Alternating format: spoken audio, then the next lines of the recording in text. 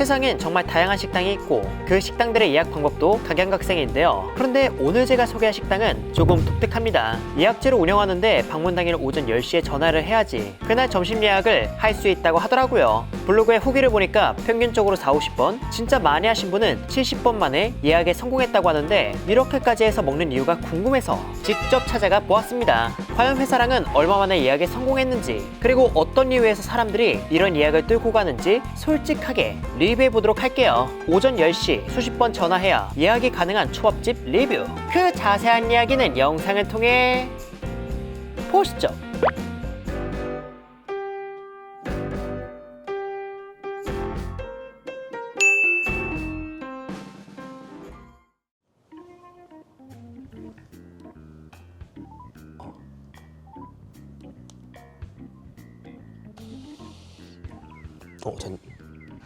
네, 오늘 1시 타임으로 2명 예약 가능할까요? 네, 각각 하나 하고 싶고요.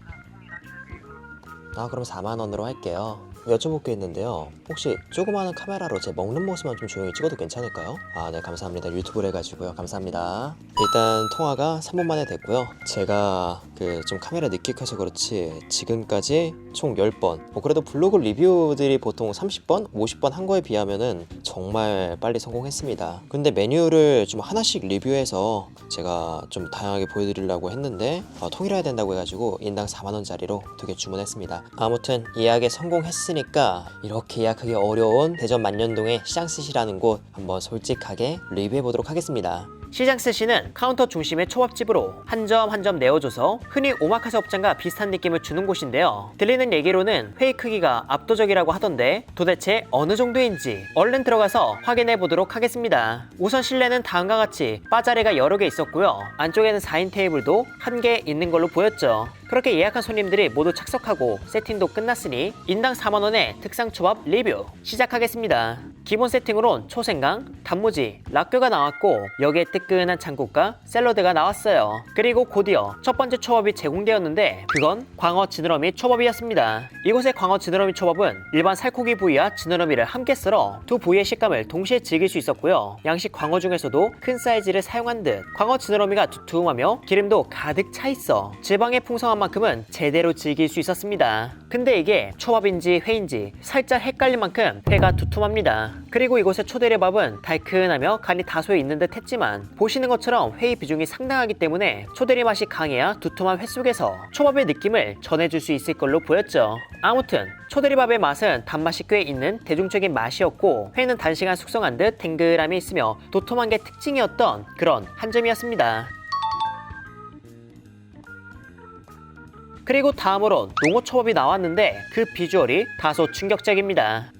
뭐랄까요? 그냥 밥 위에 두툼한 회를 장식한 느낌? 이것도 맛을 봤는데 일단 초밥으로서 맛보단 회 자체의 맛에 집중할 수밖에 없는 회의 비중이었습니다. 농어는 묵직한 식감이 있는데 이는 단시간보단 조금 더 숙성되었는지 묵직하면서도 살짝 부드러운 감도 있어 씹는 맛 좋은 농어를 이렇게 크게 썰어 주셨음에도 불편함은 없었습니다. 그리고 맛은 담백하며 약간의 감칠맛이 있는 정도였죠. 그 다음으론 또 다른 흰살 생선인 참돔초밥이 나왔는데 일단 밥은 회 밑에 가려져 자취를 감춘 상태였고요. 참돔은 광어나 농어에 비해 숙성 시 더 부드러워지는 편인데 이 참돔 역시 그런 특징이 그대로 묻어나 크게 두툼한 회를 얹었음에도 앞서 먹은 두 초밥에 비해 무리 없이 즐겼습니다. 이 다음으론 홍민어가 나왔는데요. 홍민어 또한 옅은 사각함이 있는 걸로 봐선 단시간 숙성한 걸로 보였습니다. 그래서 질거한 느낌보단 살짝의 탱글함을 동반한 단단함이 있었고요. 여기서도 밥은 초밥이라는 걸 가볍게 티려내는 정도로 회 맛에 집중하기 좋았던 초밥이었습니다. 그 맛은 양식 횟감 특유의 고소함이 담백한 살 속에 은은히 묻어있어 크게 특색이 있기보단 익숙한 맛이었죠. 그리고 다음은 한치가 나왔는데 앞서 먹은 회는 회의 크기가 커도 그 크기가 실감나지 않는 경우도 꽤 있었거든요. 그런데 한치는 딱 봤을 때 두께감이 직관적으로 느껴졌고 이를 입에 넣었을 땐 두툼한 한치 블록과 초대리밥을 한 입에 넣었나 싶을 정도로 입안 가득 차는 게 정말 새로운 경험이었습니다. 맛은 한치 특유의 단맛이 올라왔고 묵직하며 가볍게 녹진한 질감 속 단맛이 담겨있어 한치의 매력을 특히 더 즐길 수 있던 그런 한 점이었네요. 이 다음으론 홍새우 초밥이 나왔습니다. 홍새우는 대부분 균일한 사이즈가 수입되어 오다 보니 다행히도 그 크기가 그렇게 크지 않았습니다. 물론 회를 많이 먹는 건 행복한 일이지만 초밥이라는 범주 안에서 이렇게만 즐기면 금방 질릴 수 있는데 중간에 한번 보편적인 사이즈가 나와줘서 반가웠죠. 그렇게 특별함은 크게 없었지만 홍새 특유의 단맛과 살결의 식감과 부드러움을 쉬어가는 느낌으로 즐겼습니다.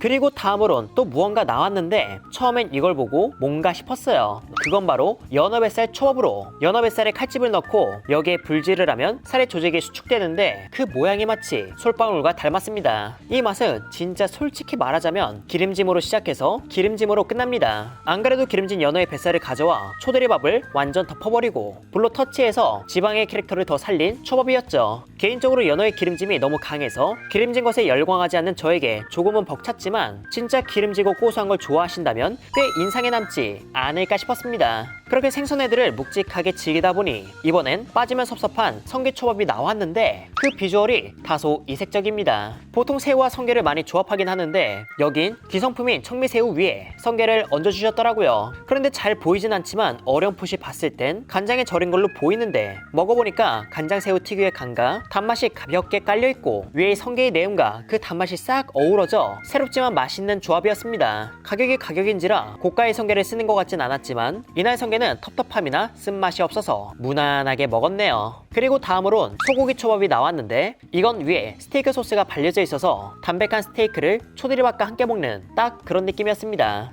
그렇게 초밥이 쭉 나오다가 이번엔 우동이 나왔는데요. 우동은 직접 육수를 내지 않을까 싶은 기성품과는 살짝 다른 느낌의 가다랑어포 육수 맛이었고 면은 우리가 예상 가능한 초밥집에서 사이드로 나오는 우동의 면으로 역시 무난했습니다. 그리고 다음으론 전복초밥이 나왔는데 초밥들의 맛이 대체로 예상 가능하잖아요. 앞서 먹은 초밥들도 회의 비중이 클 뿐이지 맛에서 아주 큰 차이가 있던 건 아니었죠. 그런데 이 전복초밥은 전복 내장을 갈아낸 이 개우 소스가 독특했습니다. 다른 곳의 개우 소스는 전복 특유의 내음이 단맛과 적당한 간, 감칠맛 있는 소스에 은은히 녹아있는 느낌이었다면 이곳의 개우 소스는 전복죽 그 자체, 전복죽을 소스로 만들어서 얹었나 싶을 정도로 전복 내장의 맛이 강렬하고 또 한편으론 익숙한 느낌이었습니다. 부드럽게 씹히며 적당한 탄력이 있는 이 전복을 꽤나 재밌고 독특하게 즐겼어요. 그리고 다음엔 감자고로케가 나왔는데 이건 기성품이라 아는 맛이었지만 깔끔하게 잘 튀겨서 기름의 느끼함이 덜하고 방금 나와 따끈함까지 즐길 수 있었습니다. 이제 여기까지 나오면 끝이겠지 했는데 바로 이어서 다진 청생강을 얹은 청어초밥이 나왔어요. 이 역시 회가 두툼했고 청어는 가시가 비교적 잘 손질된 편이라 청어가 지닌 불굴살 생선 특유의 고소함을 잔뜩 만끽한 그런 한 점이었습니다. 그 다음으론 참다랑어 속살이 나왔는데 눈에 보이듯 정말 두툼했고요. 참다랑어 속살은 비교적 잘 해동된 편이라 먹으면서 퀄리티의 아쉬움이 느껴지진 않았습니다. 그리고 다음 초밥으론 참다랑어 중뱃살이 나왔는데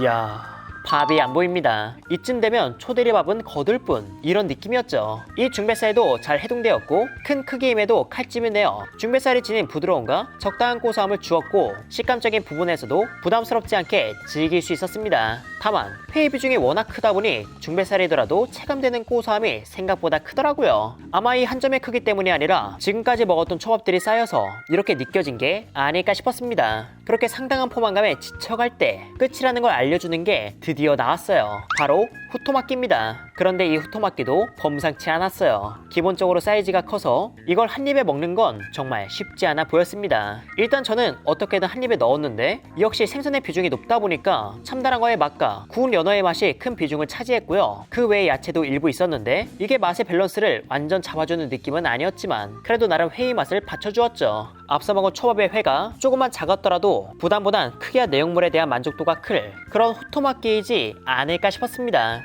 그렇게 후토마끼까지 먹은 다음엔 판양갱이 나오며 이곳에서의 식사는 마무리됩니다.